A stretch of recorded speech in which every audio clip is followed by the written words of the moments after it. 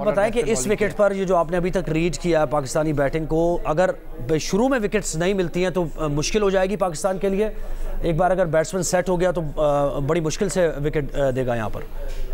देखिए as a cricketer मुझे लग रहा है बहुत ज़्यादा स्कोर हो गया है और नेदरलैंड की टीम ठीक है। अगर पाकिस्तान 150 या 200 के करीब आउट होता तो शायद कोई चांस बन सकता था। 286 जो है ना पाकिस्तान के खिलाफ बहुत मुश्किल है नेदरलैंड के लिए। और जो पिच में थोड़ा सा देखा गया कि बॉल सा ब्रेक भी हो रहा है और स्पिनर को भी मदद मिल रही है, तो ये पाकिस्तान के बड़ा अच्छा है। नवाज हमारे बड़े अच्छे बॉलर हैं, शादाब से एक्सपेक्टेशन है कि वो भी अच्छी बॉलिंग करेंगे और शाहीन तो आपको पता है विकेटें ले रहे हैं। तो बड़ा अच्छा कंपटीशन है पाकिस्तान का और हमारी बॉलिंग को चाहिए कि बड़े अच्छे तरीके से बड़े आराम से डिफेंड कर रहे हैं और वन साइडेड मैच जीतें। जी, यानी आप ये समझ रहे हैं कि ये जो आप भी सिकू यही कहते हैं कि चाहे कुछ भी है, स्ट्रगल किया पाकिस्तानी टीम ने, बैटर्स ने स्ट्रगल किया, लेकिन एक ऐसा टारगेट बना दिया है कि नेदरलैंड्स के लिए मुश्किल है यानी अचीव करना।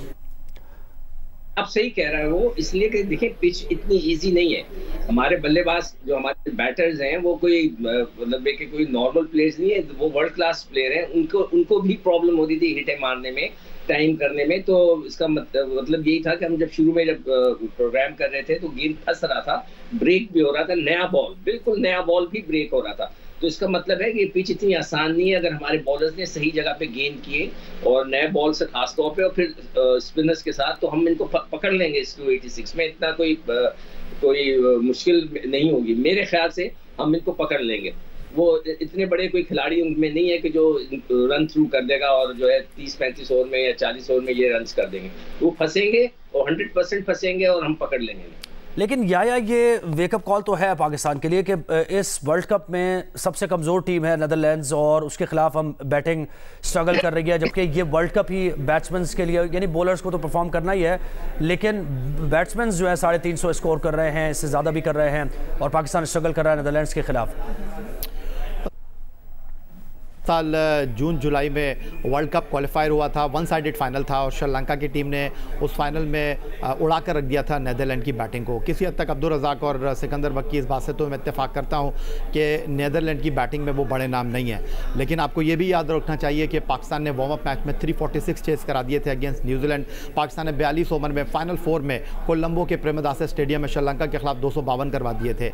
तो अब देखना ये होगा कि नेदरलैंड की टीम जिस हिकमत अमली के साथ बॉलिंग में आई है, किस हिकमत अमली के साथ वो बैटिंग करते हैं। डेफिनेटली उनके जहन में ये बात होगी कि वो पहले 15 ओवर को बेहतर अंदाज में यूटिलाइज करें। जहाँ तक आप अलार्मिंग कॉल की बात कर रहे हैं, देखें वर्ल्ड कप में जो सिलेक्शन हुई है उससे पहले ही हमारे लिए बहुत सारे अलार्म जो है वो ऑन हो गए हैं और ये जो पहले मैच की परफॉर्मेंस है इसके बाद भी हमें अब सर जोड़कर बैठना होगा और सोचना होगा कि क्या हमने करना है क्या नहीं करना। लेकिन ये सारी चीज़ें बाद में, इस वक्त पहले 50 ओवर इस मैच में अगेंस्ट नेदरलैंड हमारे लिए इंतहाई इंपॉर्टेंट है। जी, और रज़ाक, लेकिन it's a sign of relief. अगर हम सऊद शकील की बात करें या रिजवान की बात करें, फिर इफ्तिखार भी नीचे हैं, तो मिडिल ऑर्डर हमारा लग रहा है कि कुछ संभाला दे देगा आगे टूर्नामेंट में। नहीं, डेफिनेटली देखे क्रिकेट का यही तो है, कभी टॉप ऑर्डर स्कोर करता है, कभी मिडिल ऑर्डर करता है, तो इसलिए तो ये रखे हुए हैं।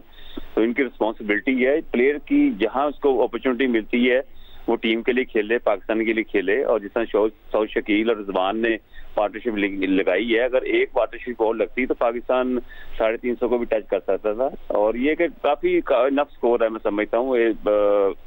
अगर 250 स्कोर से कम होता तो फिर शायद कोई आप सोच सकते थे। पाकिस्तान आराम से इंशाल्लाह मैच जीत। अच्छा सिकंदर, स्पिनर्स का किरदार यानी बड़ा इंपॉर्टेंट होगा। शादाब खान को परफॉर्म करना होगा अगर पाकिस्तान आगे जाना चाहता है। ये तो बात वाज़ेह है इस वर्ल्ड कप में, जिसके पास सेंटनर ने जिस तरीके से परफॉर्म किया है कल, तो बड़ी नज़र होगी सबकी स्पिनर्स पे।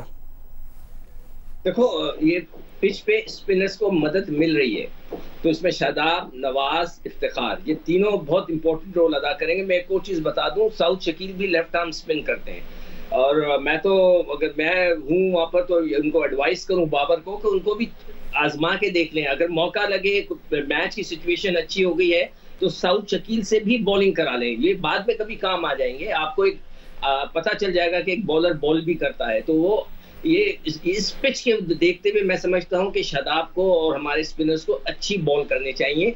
और इस पिच के अंदर इतना आसान नहीं है टाइम करके मारना, या तो फिर कोई खुला निकल के मार दे तो वो अलग बात है, मगर फिर भी मैं समझता हूँ कि ये पिच में गेंद फंस रहा है, तो हमारे स्पिनर्स अच्छी बॉल करेंगे। जी, याया, आप कहिएगा स्पिनर्स का किरदार कैसे देखते हैं इस वर्ल्ड कप में, और पाकिस्तान के पास उम्मीद तो यही है कि स्पिनर अच्छा परफॉर्म करेंगे, करते आए, लेकिन शादाब और दीगर जो स्पिनर्स हैं, एशिया कप की हम बात करें, उससे पहले बात करें तो बहुत तनकीद होती रही है, अंडर प्रेशर भी है, तो ड्यू भी है उनके ऊपर अच्छी परफॉर्मेंस। देखिए, कल इंग्लैंड और न्यूजीलैंड का मैच था। मिचेल सेंटनर को बहुत हाई रेट किया जा रहा है इस वर्ल्ड कप में, बल्कि अगर मैं ये कहूँ कि इस वर्ल्ड कप के सबसे बड़े स्पिनर मिचेल सेंटनर है तो शायद ये कहना गलत नहीं होगा। और उन्होंने कल आते ही जॉनी बैरस्टो की विकेट लेकर दी न्यूजीलैंड की टीम को। फिर दत्त, जिन्होंने आज नई गेंद का आगाज़ किया नीदरलैंड के लिए, उन्होंने तो सारे बॉक्सेस को टिक किया, और इस मैच में अगर नीदरलैंड को रखा है तो वो दत्त की बॉलिंग ने रखा है। बट आज के मैच में शादाब खान, जिन्होंने पाकिस्तान के लिए लेट ऑर्डर में अच्छे रन्स किए हैं, उनके साथ नवाज़ ने रन्स किए हैं, इन दोनों की बॉलिंग पाकिस्तान के लिए इंपॉर्टेंट होगी, क्योंकि मिडल ओवर में हम स्ट्रगल कर रहे हैं। अगर नीदरलैंड को ऊपर से पार्टनरशिप मिलती है तो हमारे स्पिनर का रोल जो है वो बढ़ जाएगा। इस पिच के ऊपर जहां नीदरलैंड के ना तजुर्बेकार स्पिनर ने अच्छी बॉलिंग की है, वहां पर शादाब के पास तजुर्बा है, नवाज के पास तजुर्बा है। अब देखना ये होगा कि वो इस तजुर्बे को किस तरह बरूए कार लाते हैं। और रज़ाक, ये कहिए, ये मीडियम पेसर्स जैसे अभी ग्रिप भी कर रहा है बॉल, अगर ऐसी विकेट्स मिलती हैं तो मीडियम पेसर्स इफेक्टिव हो सकते हैं इस पर? नहीं, देखिए, पाकिस्तान के पास काफी अपॉर्चुनिटी है। इफ्तिखार है, सऊद शकील है, ये भी पार्ट टाइम बॉलिंग कर लेते हैं, और पाकिस्तान के देखा लेग स्पिनर भी है, आपके पास ऑफ स्पिनर भी है, लेफ्ट आर्म स्पिनर भी है, तो पूरी पिच में कहीं ना कहीं तो सपोर्ट मिलेगी डेफिनेटली। जैसे नीदरलैंड के ऑफ स्पिनर को हेल्प आउट मिली है पिच की वजह से, हमारे पास इफ्तिखार भी कर सकते हैं, और डेफिनेटली इंशाल्लाह ताला ये स्पिनर पे आएगा। मुझे उम्मीद है कि पाकिस्तान का जो फास्ट बॉलिंग अटैक है ऊपर से, तो वो काफी एक्सपीरियंस है, अगर वो 2-3 विकेट ले लेते हैं ऊपर से तो बड़ा इजीली पाकिस्तान ये मैच जीत।